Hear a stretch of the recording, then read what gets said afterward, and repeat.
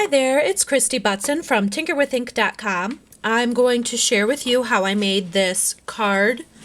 This was one of my swaps for convention this year, and I used my flip-flop Framelits card design. So I'll show you how I made this one. We started out with a 7.5 by 4 1/4 piece of cardstock. This is Bashful Blue. And then I made a mask for the center of it, a well-used mask. And then you just grab your ink pad and a wedge of stamping sponge, grab some ink, and just go around the edge of your mask. This is Marina Mist ink on the Bashful Blue that I'm doing. Just gives it a little bit of detail around the edges. Then what we need to do is score it at 2 3/4 and 3 3/4, which I just scored the edges there, if you can see those. I just scored the very ends. We grab your big shot, and this is just like the other tutorials for this card fold design. I'm using the labels dies. I'm going to use the third smallest one, and on the 2 3/4, you see this side is smaller. On the 2 3/4 line, we're going to line up our framelit. This will work with any symmetrical framelit shape. Then right here is where that score line is, and you're going to line up with the top cutting plate for your big shot, and also the center of your framelit. So we'll go ahead and run that through.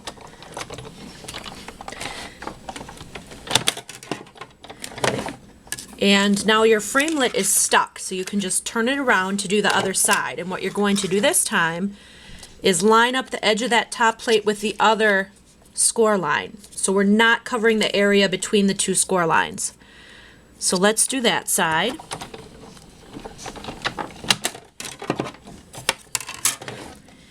And then we can pop that framelit out.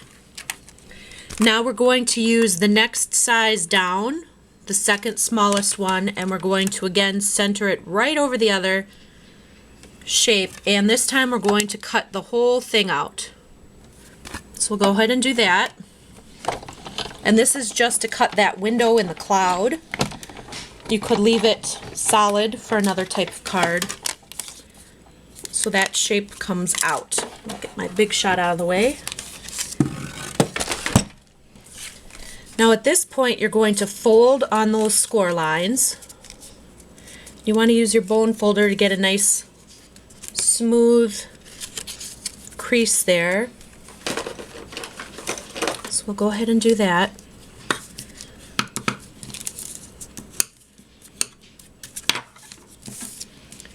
So now we have the card mechanism. So what I did on the front of this card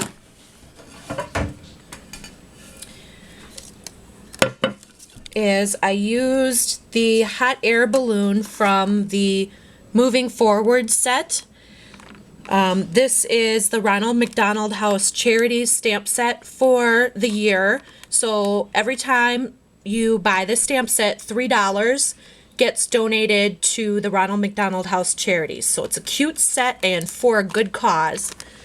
So I went ahead and did the hot air balloon or blimp out of that stamp set, and then I cut that out by hand. Then I stamped, or I cut out some more of those Framelits labels shapes, and I stamped on them.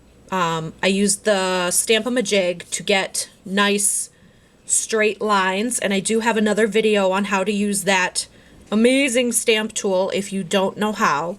So what we're going to do is, I've already got adhesive on these, so I'm just going to stick the bottom one down where I want, and that's actually kind of like the inside of the card. Then the back of this cloud gets hidden, so we're going to layer it over and then press that outline down into it. So we have two separate pieces. And then the clouds, I actually also ran through with the Elegant Lines embossing folder just to give it a little more dimension.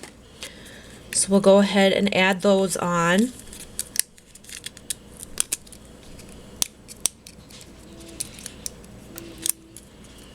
And we layer them all right on top. And then I will just put some adhesive on the back of the blimp to attach that to the cloud. Now I took another cloud and cut it into pieces, and we're going to use those pieces with dimensionals. If I can find my dimensionals here. There we go. So we go ahead and